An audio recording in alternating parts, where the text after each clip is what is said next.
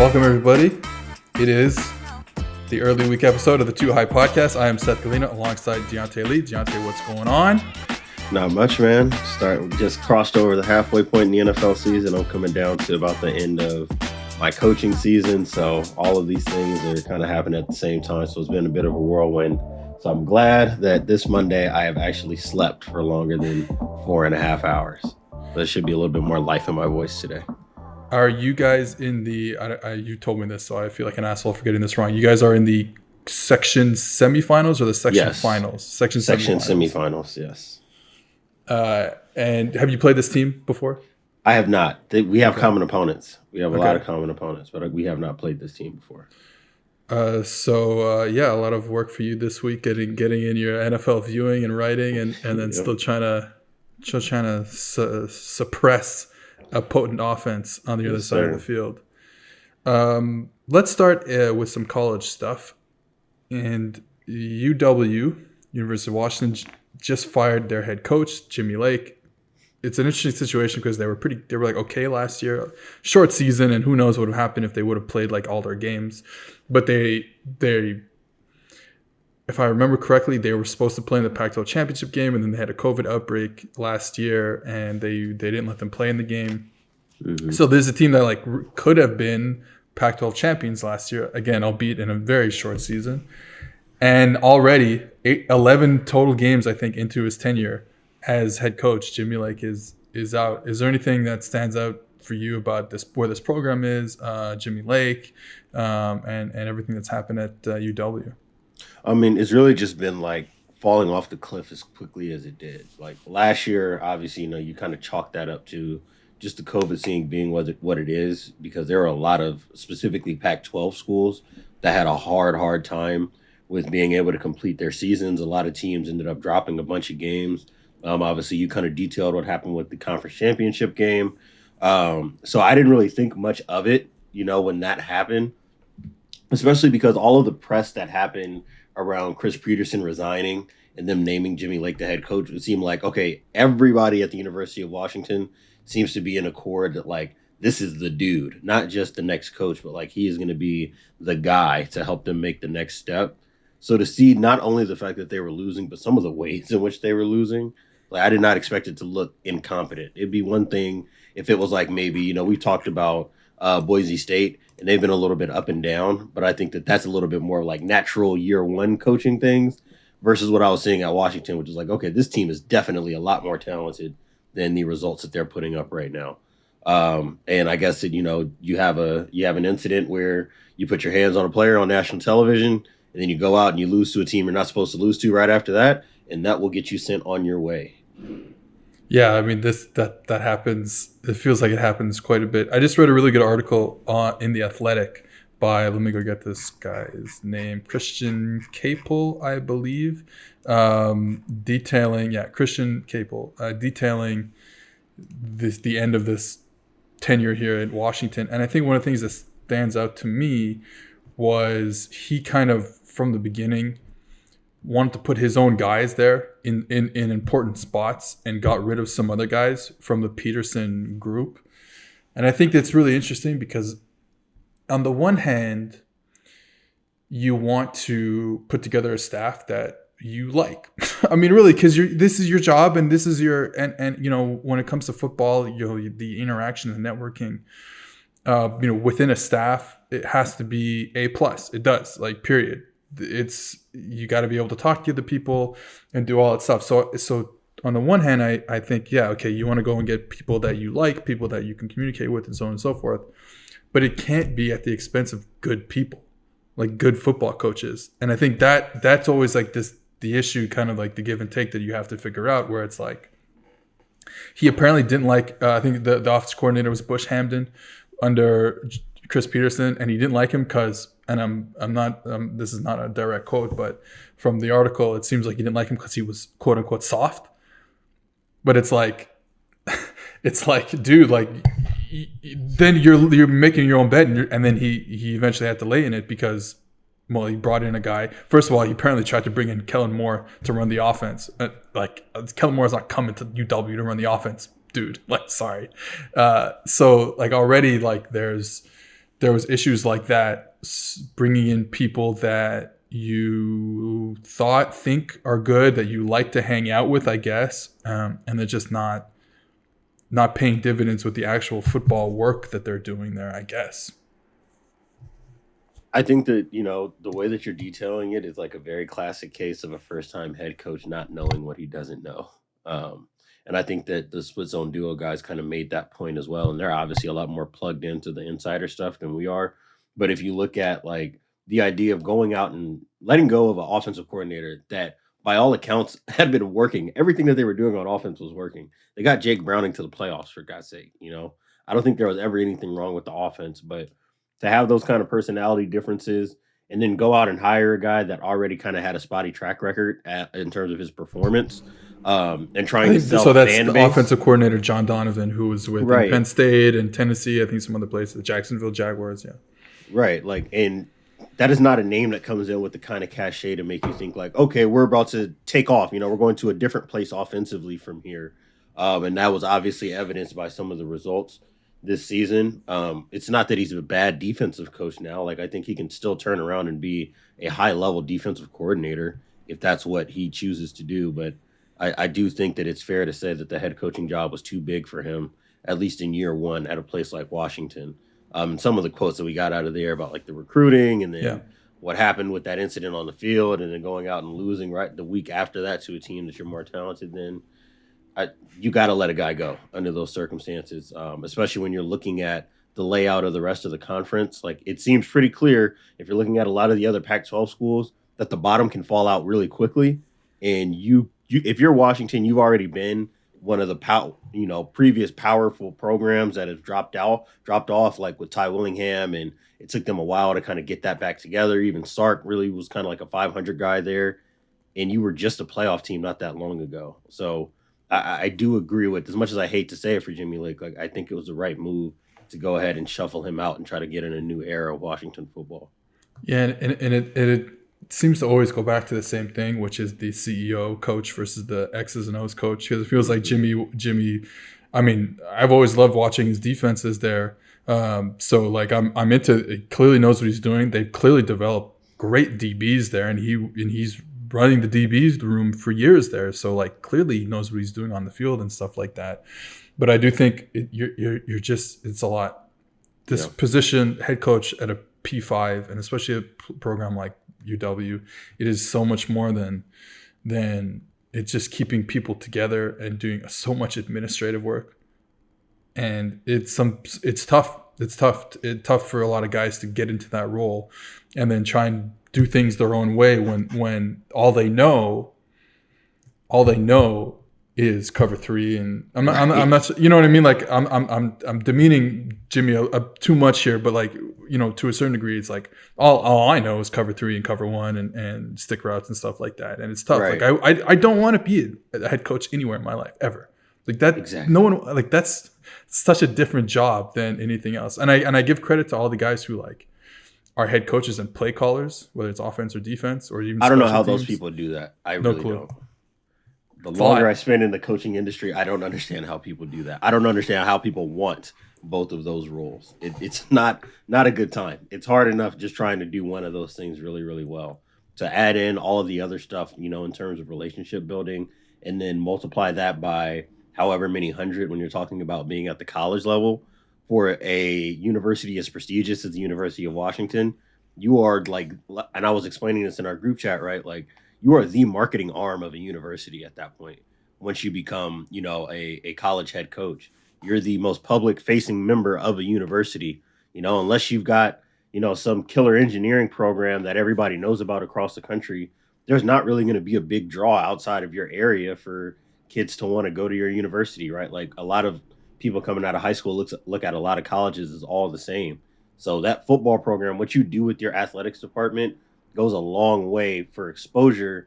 And, especially when it comes to like those quotes about recruiting and things like that, that does not come across like a guy who understands what the job is of head coach. Not what the job is of coaching football, but the job of being the head coach of a football program. Those are two very different things.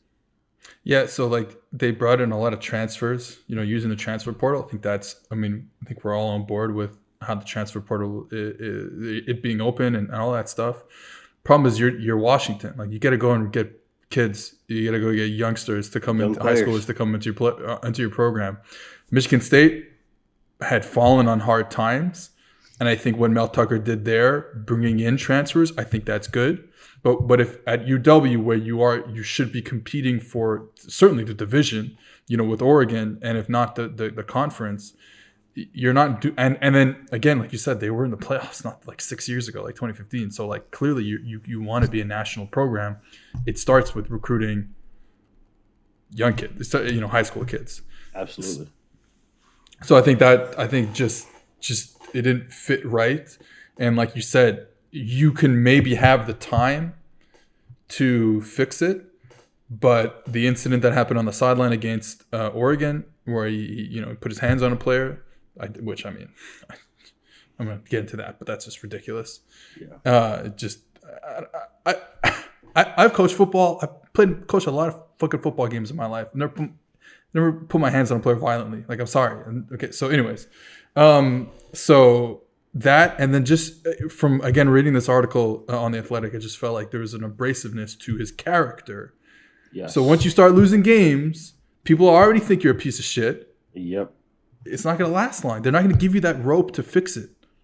If you're a good person and whatever, I'm not saying he's not a good person, but you know what I mean? Like, if you're that type of people's person, then I think you'll get a longer rope. And yeah, I mean, I'm a USC fan. I watched it. I mean, you can be an asshole or you can be a loser. You can be an asshole or you can be a loser, but you cannot be both. Okay? That's just kind of the way that it works.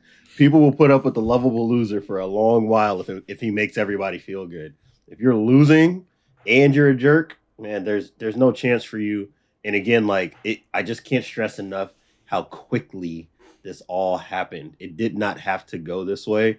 He made his own bed. This is not like, hey, I thought I was going to have some superstar offensive coordinator and then he resigned, right? Like for Clay Helton and all of his faults, and there are plenty to detail. He did think that he was getting Cliff Kingsbury for at least a minute, right? Like, and to not have that and then have that turn into Graham Harrell, who's a decent air raid coach, but is not Cliff Kingsbury, like I can see how that can, put a dent in things.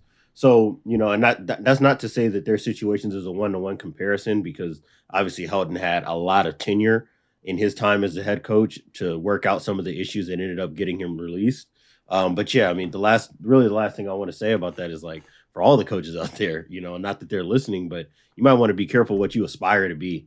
And like, that job is not made for everybody, and it is not a statement on your manhood or your ability to be a good football coach if you are not meant to be a head coach. Like, it's okay. Some people are just okay being coordinators. Some people are great being position coaches. That's fine. That's fine. I made that clear in my own life a long time ago, that I was just going to be a quarterback coach for a long time. And obviously this job changed things, but like, yeah, I think that's very important, that like, it's not an indictment on you, like if you become a head coach and you're not good at it or whatever, it's not an indictment that you now you look back and say, I wasn't a good coordinator, I wasn't a good position coach. Like, we're talking about three completely different things with three completely different type of things you have to do in them. All right, so Washington is now open. USC is open. LSU is open. Florida might be open. There's some big jobs that are going to be open. Texas might be open. I don't know. I hope not, but yeah. That leads us to our next topic, which is Dave Aranda, of course. Head coach of the Baylor Bears, Dave Aranda, who I think we would expect will get a lot of calls this offseason, if he hasn't already, to take the next step and go from LSU defensive coordinator to Baylor head coach to one of the blue blood head coaches spots, in whether it's USC if you had your way, or LSU if I had my way. So we both watched Baylor, who was having a great season, great turnaround there after year one, where the kind of bottom fell out after the Matt Rule era. They're now 8-2, I believe, or 7-2, I believe. They just beat Oklahoma. They're looking really good. Talk to me about Baylor and where you see Dave Aranda and him going in the future. I mean, to me, he is at the top of the list of this is obviously on the assumption that he's even looking for a job, right? Like that's one of the things that you got to be kind of careful with is just throwing guys' names in the hat, and projecting, not knowing where he's at in terms of what his aspirations are as a head coach. But he's got to be at the top of the list, at least for like all eligible candidates for these like top, blue blood Power Five programs. And a lot of it is evidenced in what we saw on Saturday when they played Oklahoma. The scheme stuff is kind of its own thing, and to kind of put a bow on it, we can dig into it a little bit later. But what Aranda does and his defensive coordinator Ron Roberts, like they very much belong in that same school of thought that I wrote about with Georgia, right? Where you're showing these two high shells and you're running these creepers and simulated pressures and spinning down to single high, and it's a great way to kind of protect your defense from telling an offense where you're weakest at. And they've been able to, really, find a lot of good results in that. And it's not like they have a bunch of blue chip defensive players either. So that, they've been able to do a lot with their scheme. That's probably been the number one thing for me. Offensively, we were kind of talking about this as well. What they've done with the identity of this offense to make it functional is probably like the greatest, thumbs up you can give for Aranda. The ability to take what he had last year, which was like a very conservative run on first down, run on second down, hope to God something good happens on third down, and then you punt. It was extremely like he looked like Larry Fedora, bro. Yeah, Fedora was the OC last year. Very, very like prototypical defensive coordinator, just got his first head coaching job, and is afraid that he's going to have a bad defense now. That was exactly how it looked. To be able to make that evolution, and they are still they're still a run football team. Like that's what they do. They want to run the ball downhill. So different. But it's much, much different. The ability to use a quarterback in the run game in order to create, these difficult situations for defenses where you can get these vanilla looks, and now you're just asking Bohannon to take advantage of these very obvious holes in defenses. Hey, just throw these little delay screens. We'll throw these drags, you'll throw the curl route. You'll throw out on the numbers on a comeback. Maybe we get you a crosser or two. They're not asking this guy to hitch in his drop, climb the pocket and then throw some ridiculous, double move post over the middle of the field. That's not his game. What his game is being able to extend outside of the structure of plays when when the field is stretched out in a way that he has open windows to throw the football into. And if there aren't open windows, that means that he can use his legs. That to me, again, is a mark of a coach that understands exactly what his team needs in that particular moment. And, again, to that point that we were talking about with Lake and the COVID season, maybe we chalk up 2020 to that, and we can say, hey, you get a real off season, you get a real fall camp, you actually go get to recruit a little bit, you get a better idea of what your program is in relation to the rest of your conference. And this is a product that you're getting because, again, I can't stress this enough. This is not a team on talent that should be, leading the tiebreaker right now for the Big 12 title. That's not where they're at. So a lot of this has been his ability to be able to squeeze the most out of this roster right now. One of the things we know about Aranda is, and everyone says this, he is a calm teacher. He gets his point across. We've both watched a ton of clinics where he's in. He just teaches, man. He's so talks good. Like a monk. Like it's crazy. Cool. I love it. And I always thought that was an interesting thing. And it could be one of the reasons why he might not want to go back to LSU is because it doesn't vibe with me. Now it worked very well from 2016 to 2020 basically, but it never really vibed with me. But I am hoping he goes back. And you talk about the offense, so I'll put the offense last year on Larry Fedora. But they bring in Jeff Grimes, who's the offensive coordinator this year. They bring in from BYU.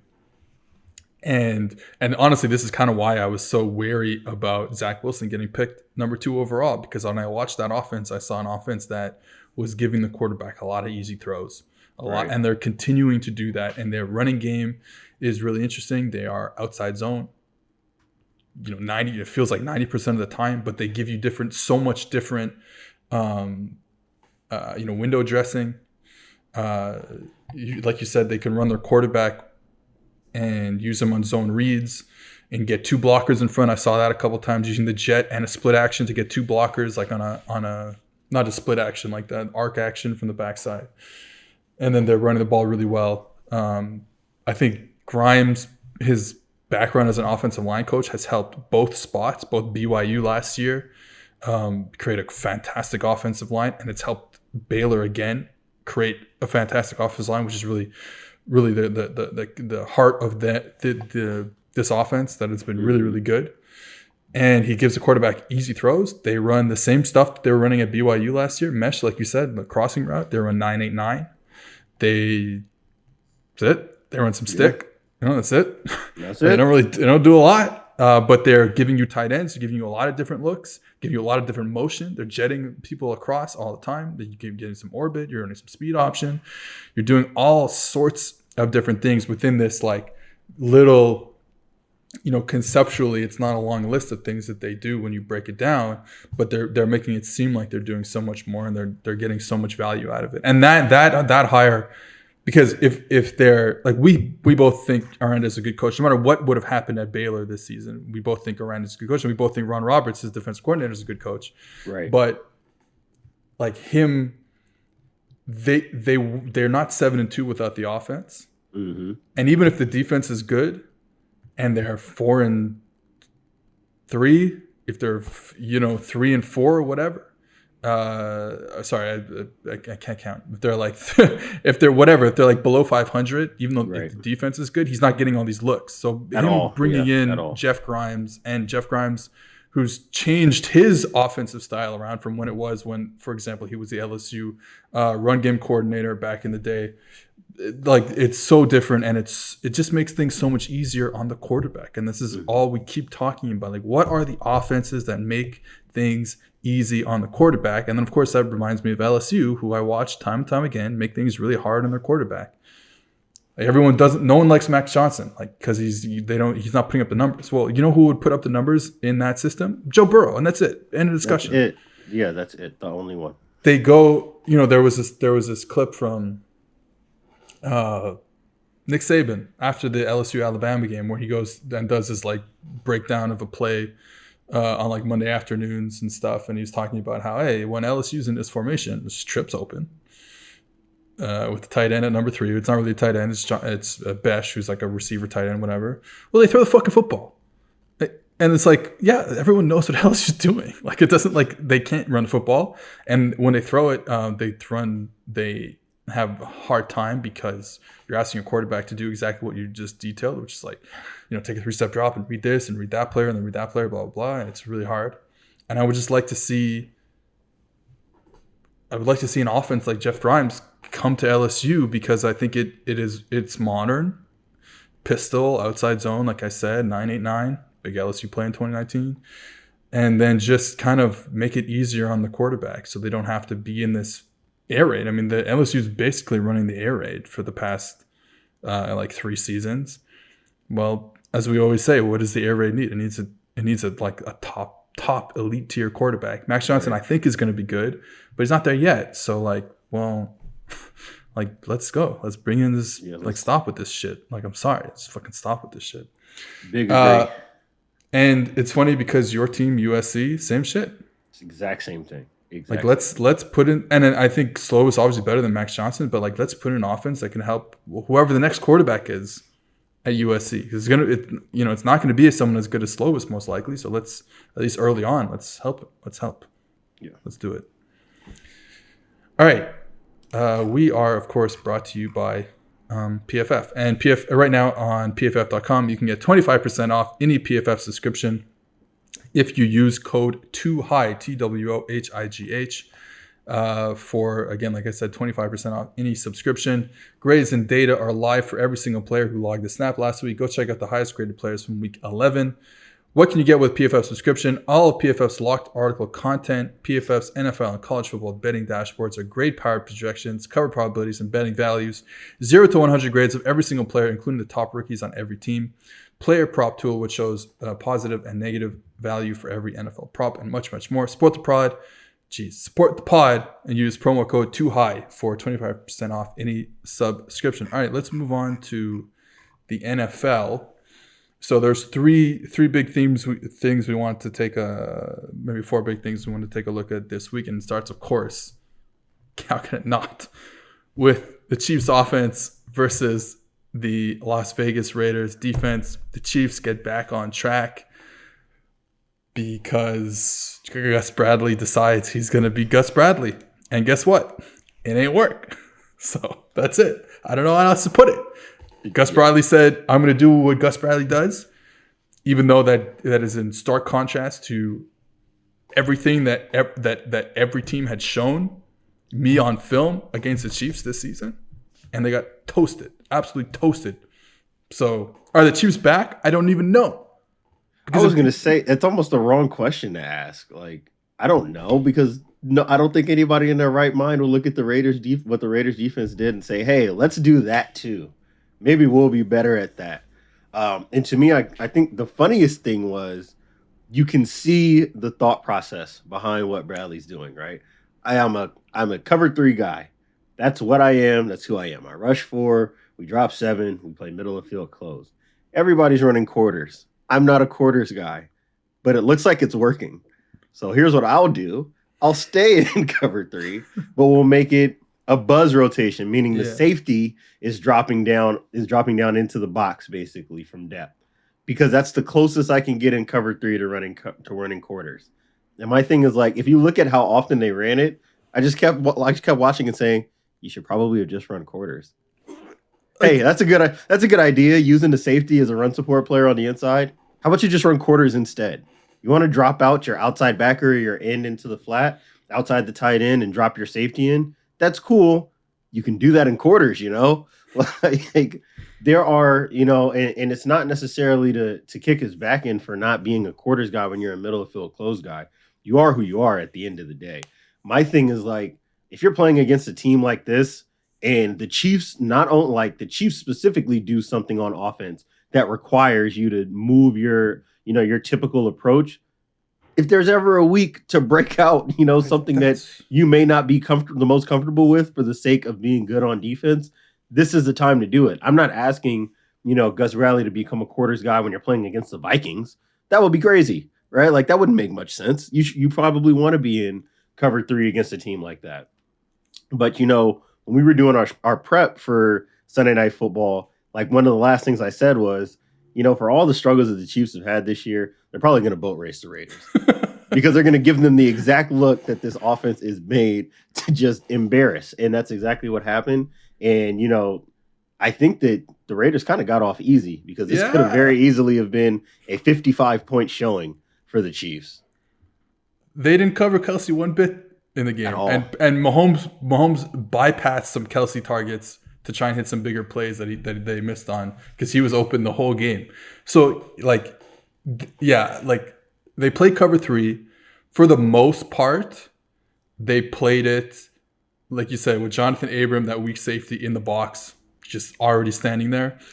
They did try to mitigate some stuff, especially against certain formations, trips with a speed receiver in the slot to the chip side, and then Kelsey as a backside receiver. They would play Abram. He would line up kind of mid, at 7-8 yards, and kind of look to that number 3 receiver to deal with that deep over route.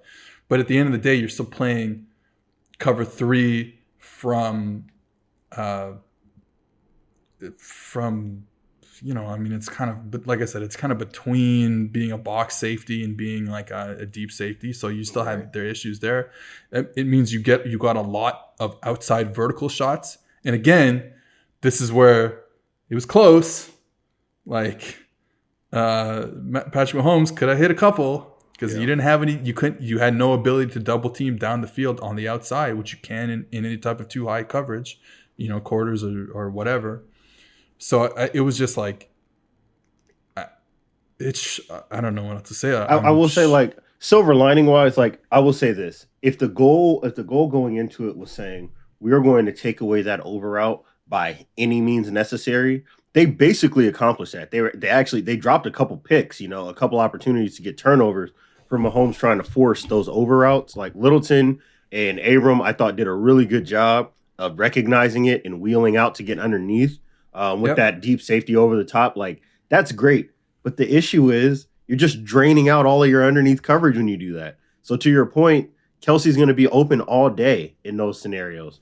They're running screens, and there's nobody in the vicinity of the running back on these screens or Kelsey on these screens because the rest of the coverage has just been drained way out. Those are the type of issues that you run into. Things like, getting Miko Hardman on these drags because you got guys chasing over routes and all these digs and getting spaced out with these flat routes and these wheels coming out of the backfield.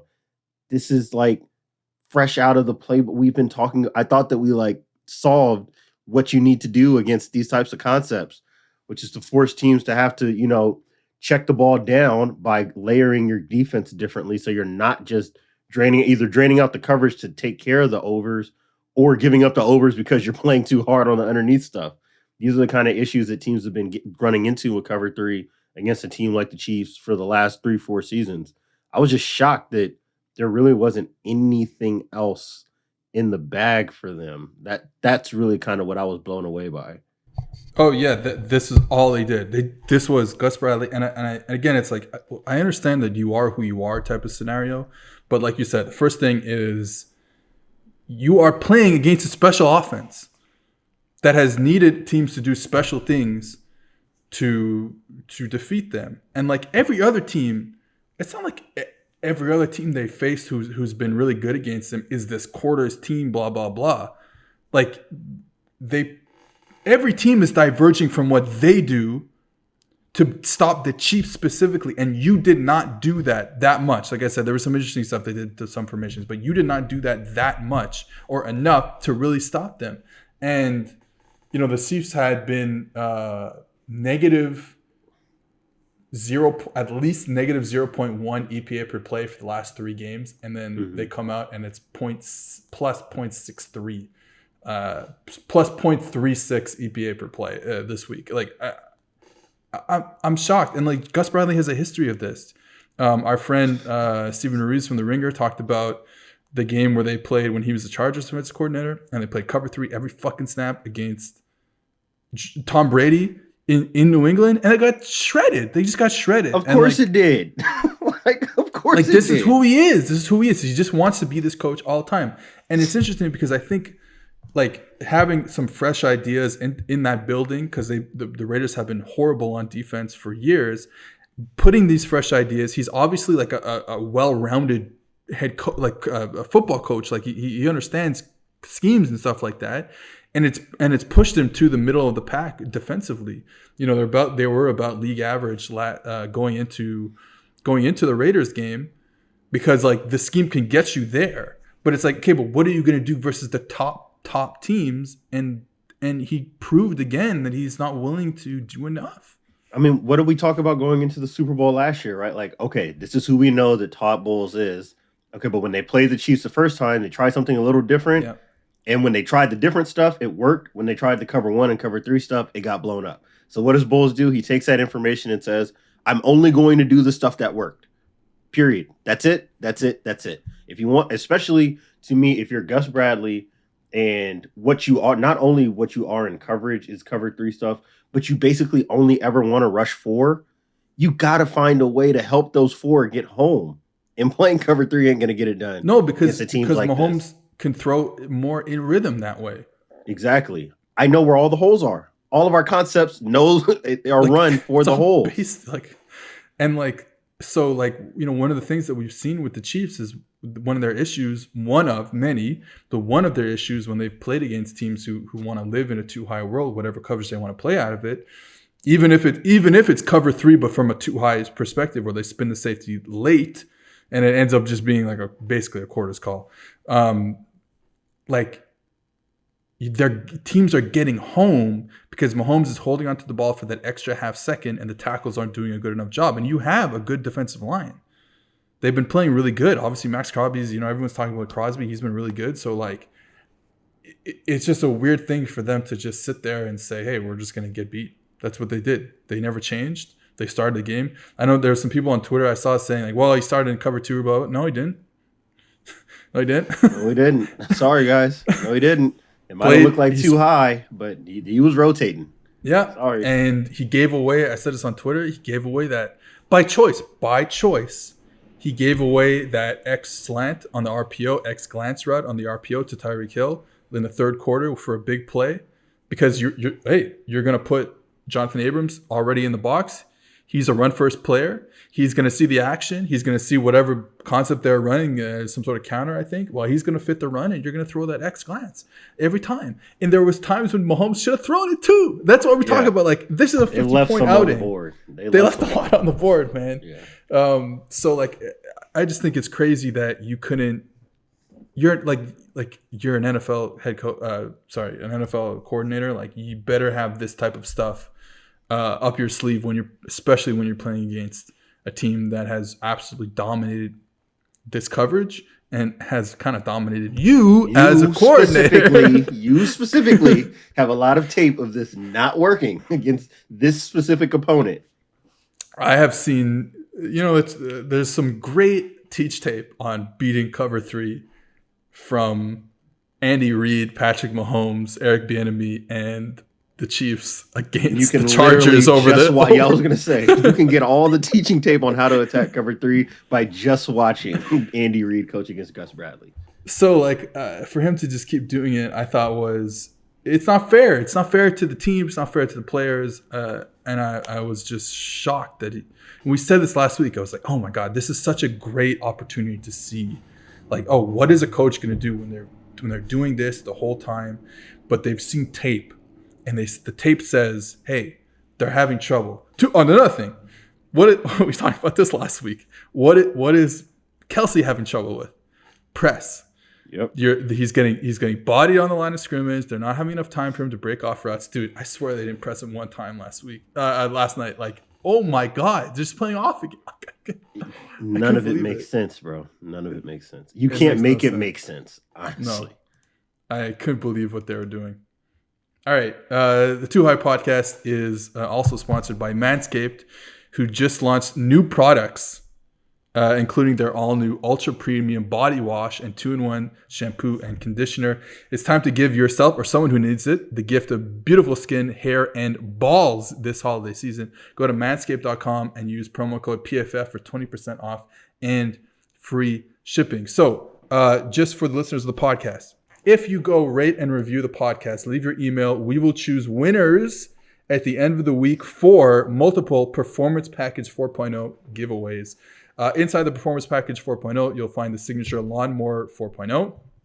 We've talked about this, one of the best electric razors on the market, trimmers on the market, skin-safe technology, waterproof in the shower, and it's got that LED light on it. And then you also get like I said, the 2-in-1 shampoo and conditioner, which has key ingredients with benefits that include hydrating, nourishing, conditioning the scalp, and strengthening your hair at the same time.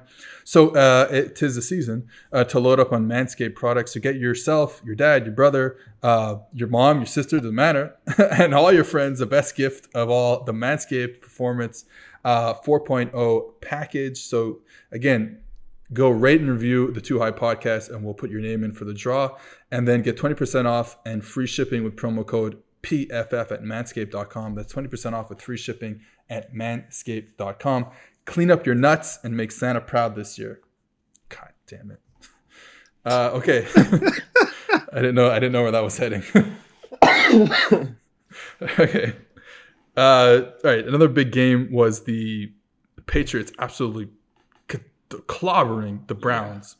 So you watched the Patriots defense. What did you see from the master, Bill Belichick? Just that. I said, it's PhD level defense, honestly. Number one, from the front end to the back end. So this isn't specific to this game. For whatever reason, I would love to know why they've gone back to playing 2-5 techniques in a zero nose, which is very 1980s-esque 3-4 defense. You don't really see that anymore. And obviously that's really kind of when he got his big start with Parcells, was in the mid-80s with Lawrence Taylor and all that.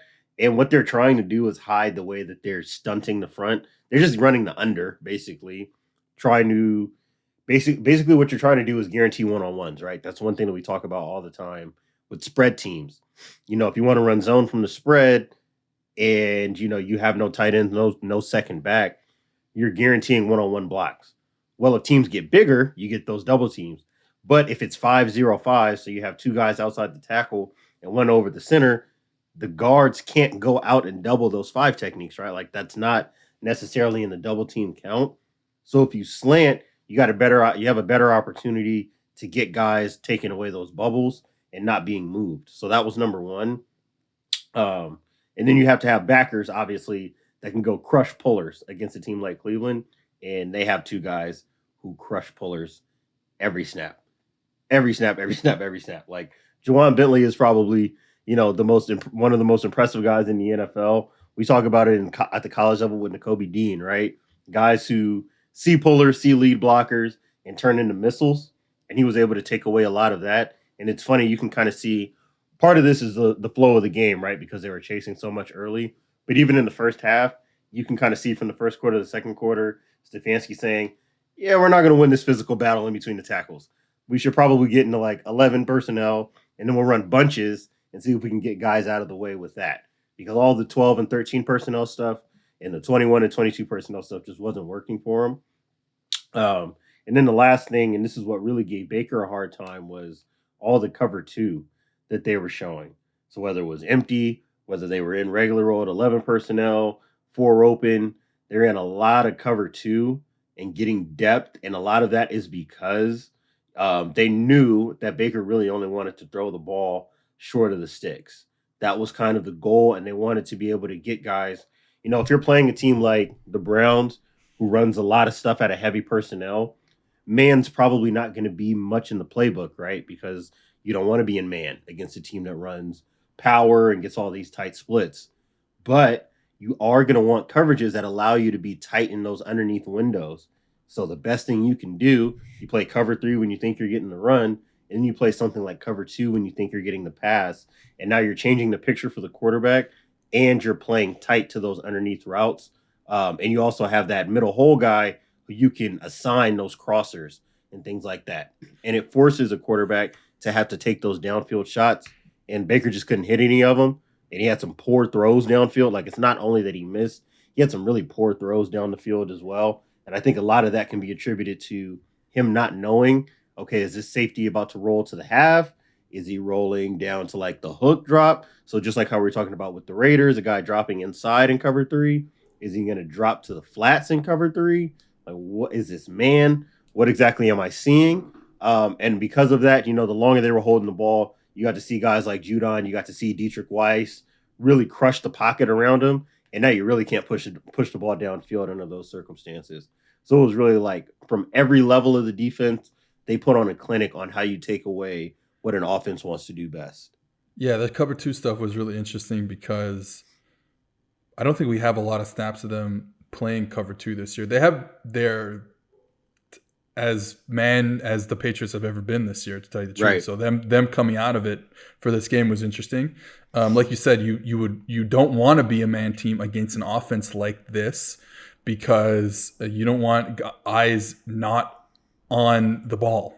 Right. When you're getting these type of power offenses and stuff like that. So that was a good thing. But the cover 2 thing I thought was really slick because what ends up happening is the Browns wanted to run a lot of like 5-yard outs by inside players, stick routes or whatever you want to call them.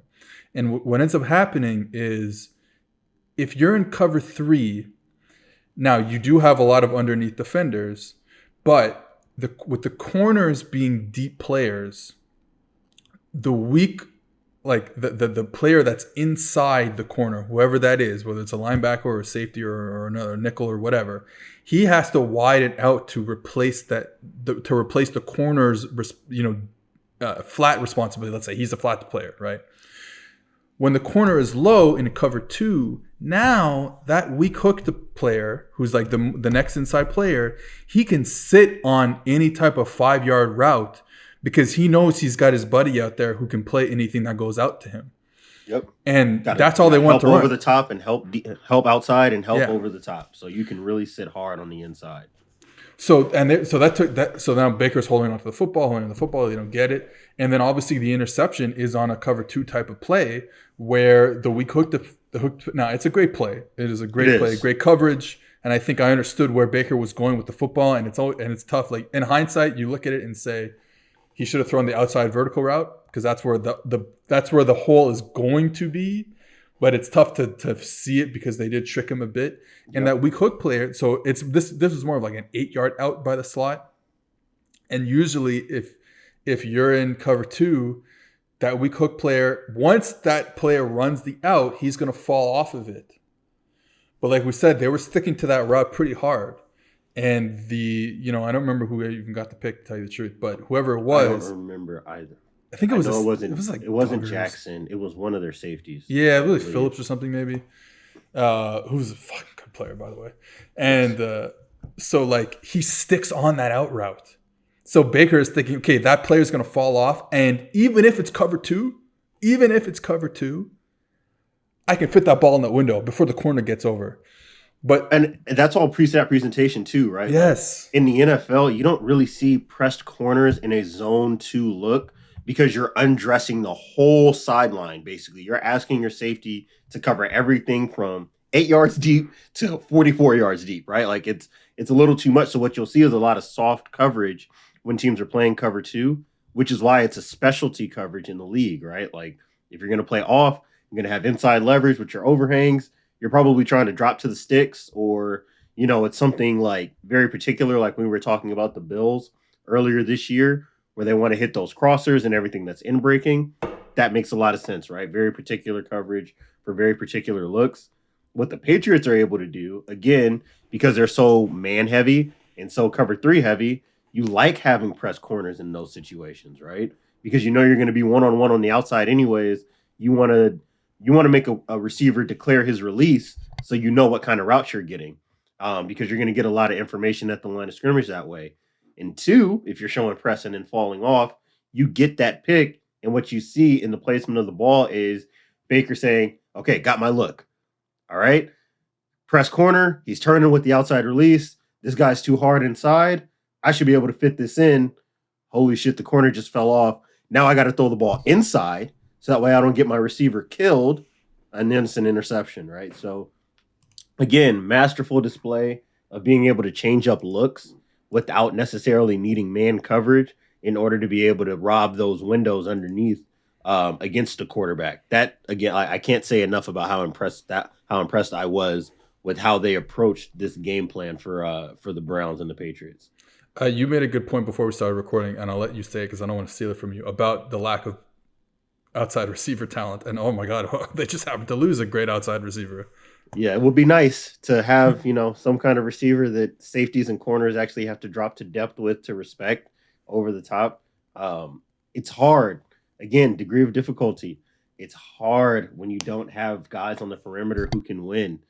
And that's not like, I don't think that the Browns just got solved, because there's not a lot of teams in the NFL that can do physically between the tackles what the Patriots front 7 guys can do. Like, they'll be able to live just fine for the most part, being able to run the ball and using Chubb and Dearness Johnson as the engines of this offense. But again, like, if you're behind the sticks, you're behind in game flow like you were on Sunday, and you don't have a number 1 guy who can really go win on the outside, you're going to see a lot more of these cover 2 looks.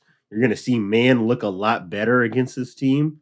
And you're going to get, these types of situations where now you're going to ask Baker to have to extend in order to create offense.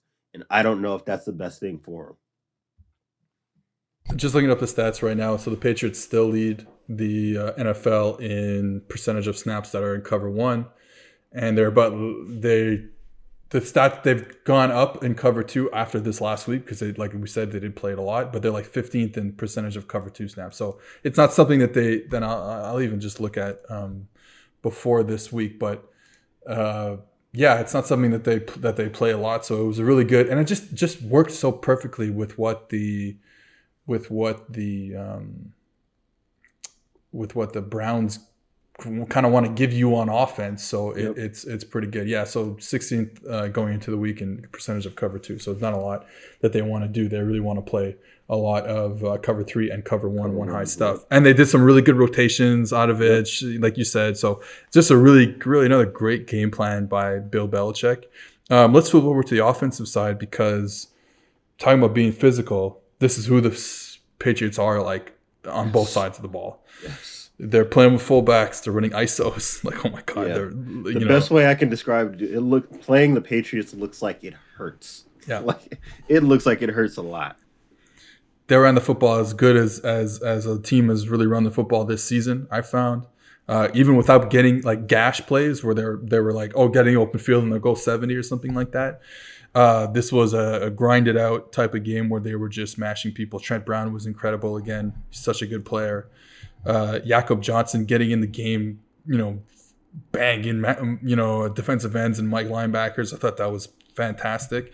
And it allows you to keep it simple for Mac Jones, who's having a good start to his career. The game flow made sense for them not to give him a lot of passes. They didn't. They ran the football. They called I felt like 100 screen passes, which all went for like 20 yards. And so there wasn't a lot left for Mac to do. But when he was asked to throw, he was super accurate. Didn't make any mistakes. Threw a really nice. We remember the one to Kendrick Bourne in the end zone. Beautiful placement on the ball because the safety is getting over there. The safety is not far. And safety, he never looks off the safety. It's a seam throw to Bourne. He never looks off the safety. He just knows he can place the ball in there. Tough ass throw, and he puts it in there. Hell of a throw. Hell of a throw. Like probably my favorite throw from a rookie quarterback so far this year. Like that was a big boy throw. He made another deep far hash out route to Henry, I think. That was disgusting again, and he was just super accurate. So again, if you can get in these games, I think Mac Jones is as a rookie. I don't even want to talk about projecting him going forward, but I think this team can be really good if they get in these games. Like I'm not ready to say. I'm just not ready to say. I think I like what I've seen from Mac Jones. I'm not ready to say, hey, let's go win a 35-34 game or something like that with him. No, but to me, like, and I'm going to write about this week, so I'll spoil it a bit. My take on the Patriots is not that they are contenders, but they are sleepers. Like they're going to beat a team that you have picked to play in the AFC Championship game in the divisional round. It's going to happen. I like as far as like recipes and pathways to winning, they have exactly what you would want, especially around a young quarterback. And every week now, it looks like his timing is getting better and better and better. And it looks less and less like they need to have a number one receiver in order to manufacture offense because they do so much in between the tackles with their run game to open up the game for Mac Jones. Man, like between their offense and their defense, this is a perfect shrink the possession game. All we got to do is force a turnover and get some good field position, and we'll beat a team that's better than us. And that's exactly what it looks like this thing is headed towards as we come down the stretch of the season. Yeah, they've been good. And so this is really interesting. Who has seen the most man coverage this year? The New England Patriots. And I think that's interesting because, like you said, they don't have a number one receiver, but if Hunter Henry can keep getting that separation like he's doing on these like 10-yard in-breakers, outbreakers, that's tough to defend. Because Mac is accurate and he's putting the ball on the money on time, and that's been really like his best aspect. I mean, they're seeing a lot of cover one. Like I said, first in the league by about 3% more than the Chargers, who see it the second most amount of time. So yeah, they're gonna see a lot of coverage. They run the football, so you're gonna get a lot of one high, and they see a lot of cover three, and they see a lot of cover one. All right, before we get on, last thing I'll say, if Jonnu Smith gets healthy, like 100% healthy in the way they've been playing, there is real trouble. Like, again, not contenders, but they could end up messing around and winning this division with the way that the Bills have looked on offense the last month or so. All right, before we get on to the last topic, whether it's football success or financial savvy, the right questions help set the stage for winning strategies. Western and Southern is teaming up with PFF's very own Chris Collinsworth to share insights that can help put you ahead on both your fantasy and financial scoreboards. Want to hear about Chris's old playing days or behind the scenes with Al Michaels on Sunday Night Football? How about a need to know for your financial future? Now you can ask about either or both. And every football or financial question you ask earns you a chance to win a catered party for February's Super Bowl. Check out the Chris Collinsworth podcast on Western and Southern's Instagram for answers to the best questions each week. Submit your questions at westernsouthern.com/askchris. One more time, that is westernsouthern.com/askchris. If you're watching on YouTube, check out the link in the description below. Remember, with Western and Southern, you can rest assured on game day. All right, last thing we'll talk about is the Chargers, who started the season 4-1. They've won one game since then, so they're 5-4. I mean, the division is so packed together that they're still definitely in it for the division and for a playoff spot. But the offense has struggled. Uh, it's another thing where I just like don't kind of like the Gus Bradley thing in a different way, but I just don't. So I wrote about this on PFF.com today. I just don't understand why you would put Justin Herbert in the Drew Brees offense. I don't either. It makes absolutely no sense to me. And I'm not saying you have to go. One of the things I put in the article was one of the fixes is, hey, maybe you go in the Buffalo Bills direction and you say, screw it. Spread, throw the ball every play, blah, blah, blah. Kind of like the Chiefs do, definitely like the Bills do. And I'm not sure if that's the answer, though it could be an answer. I think it's a better answer than what they're doing right now. That's for sure. That much. I mean, you can't run the ball anyways. Like, why even play around like you're getting in these tight alignments? Nobody's respecting the run game anyways. You might as well spread this thing out. They're not like, I just find like they're not. I said this before, but I do think, and maybe I'm biased because I love the Saints offense, but and why we say the Saints offense, for those who don't know, Joe Lombardi was a quarterback coach in New Orleans for a few years, and he was hired this offseason to run the offense in Los Angeles for the Chargers. That's what we talked about, the Saints offense. I mean, play design wise, everything makes sense. It's fine. Yeah, got no problem. I actually really like what they do in the zone read game. I think their zone read stuff is to a certain degree cutting edge. I think it's really good. They can get a little more vertical than most teams do on zone reads when they want to throw the football, like an RPO zone read type of thing. But other than that, I mean, they call quick game. They're calling slants every play, and they're going like under center and just calling a 3-step drop for Justin Herbert. I don't understand. And so one of the things is you're calling all these plays, they're not really working. They have a low yards per attempt when they call quick game. So his average depth of target was like 5.5 yards. It's disgusting. Like, just were we looking at the different quarter? I'm like, that's what I don't. It's Justin Herbert. This guy has one of the biggest cannons in the NFL history, and you saw last year they would just call. And now, we'll say the receiving core doesn't have a speedster on it, which is a problem. I mean, that does hurt, but it's not 5.5 yards on every attempted pass. Hurt like. You can do more than what they're doing right now. They get guys open down the field because you run that post, run like a post by the outside guy and like a 10-yard out, like a sail concept. Herbert is going to wait in the pocket and throw that post once that safety declares for the slot route. So like you're getting it. Like it doesn't matter who's out there, Mike Williams or Keenan or whatever. Like they're good receivers. They're not speedsters, but they're very good receivers. So like I don't understand. They don't run enough play action. Given what they want to do on offense, like, if you want to be the super spread shotgun based team, I understand you don't want to run on play action. Okay. But if you're going to be an under center team, just call play action. They get like, I just told you that the Patriots got a lot of cover one. Number 2 in the league in getting cover one is the Los Angeles Chargers offense. So where are your sail routes, your deep outbreaking routes? Where are your crossing routes across the field? Because you are condensed. You are one of the most condensed offenses in the league. So get me those guys crossing across the field, and we just don't see that enough. And when they do when they call these plays, they're never calling these plays. When they do call these plays, the play designs are good. They're getting the post corner, the corner post that we've talked about open down the field. They're getting all these routes open down the field. Sometimes, not always, but sometimes.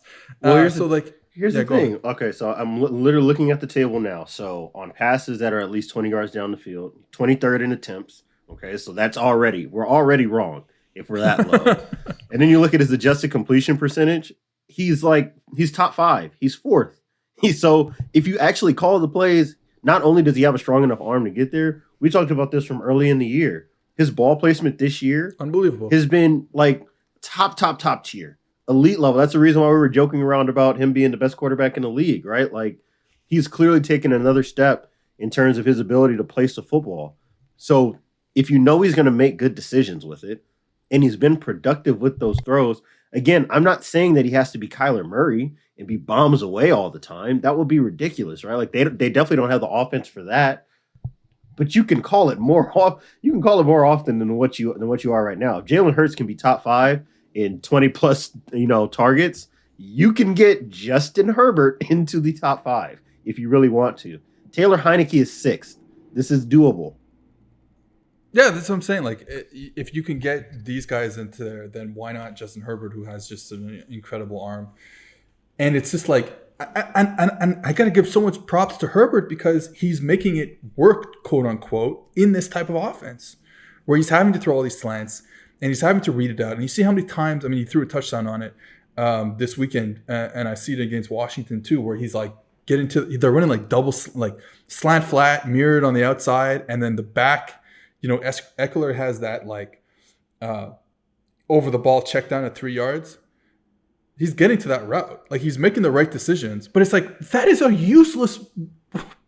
That's not useful for Justin Herbert to have for okay, slant's not there, flat route's not there. Let me move my eyes back to the middle of the field and throw a 3-yard hook route to over the ball to Austin Eckler. Like, what is the point? What is the point?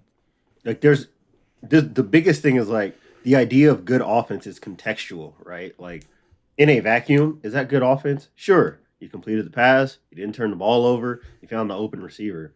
In the context of what you have offensively and what you don't, because I can't stress enough the fact that, like, for as much as people talk about the run game not mattering, it matters for them. Them not being able to run the football really, really matters for them. And if you want to talk about, like, again, if you want to draw that comparison to what Lombardi's offense with the Saints was versus now, having Alvin Kamara, like, when he was really, really at his peak and healthy and they were killing teams with outside zone, that mattered. Like, that opens up a lot. And that was with the quarterback who did not have anywhere near the arm that Justin Herbert does. So you cannot substitute your lack of a running game by just calling a bunch of short passes all the time.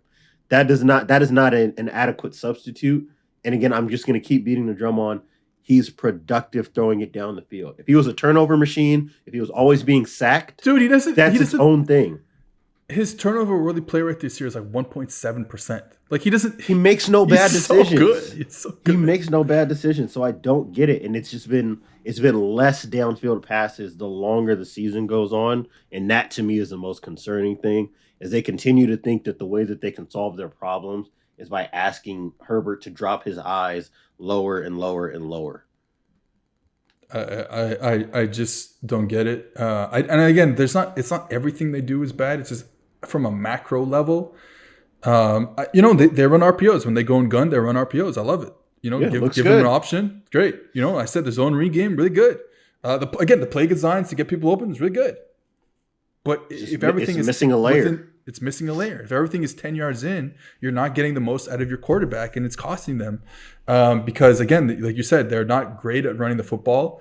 I don't know where they are, but I think they're somewhere about league average in terms of their run. So, like, that's not getting the job done. And then they can't pair it with any downfield passing game. Like, we always say this, the thing about the run game that's important to remember is, even if, like, on average your efficiency isn't great running the football, because honestly, like, only like 2 teams a year finish above 0 in terms of EPA per play.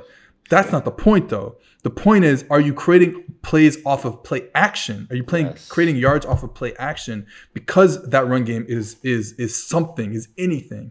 And it's like, they're not doing that, like, because they don't throw the ball down the field, and when they do, it kind of works. So I don't know. I don't get it. Just don't get it. Don't know what to tell you, man. It's bad. Yeah, it's bad. All right. That's it. That's all we got to talk about today. Another great job of stretching like 3.5 topics to an hour and 3 minutes.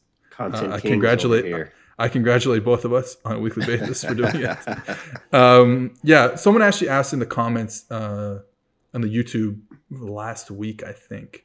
Just like, hey, well, how come you didn't get to, like, it was one of our early week podcasts, and why didn't you get to this game, because it was such an important game? And when I responded, and I'll say it now, is just like, we try our best to not talk about stuff that we haven't really looked at, that we haven't really put our analytical eyeballs on.